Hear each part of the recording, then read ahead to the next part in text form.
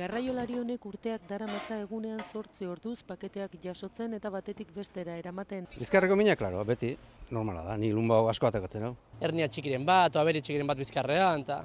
Korok ere biltegi batean egiten du lan eta etengabe aritzen da makurtzen. Errez da mina izatia, pues, toki berdinetan, ez? Makurtzian, bizkarra, pixua. Europako komunitatean lehen traumatismo muskuloeskeletiko inzidentzia baldin bazan, ia 60%, azkenengo 5 urtetan 6-7 gehiago dauzkagula.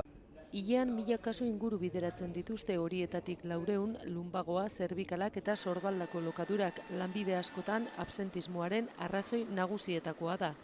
Orduan lanpostuak nolabait egokitzea, ergonomia aldetikan aldatzea, prebentzio lan bat egiten da eta hori izango da hemendikan aurrea agian importantena.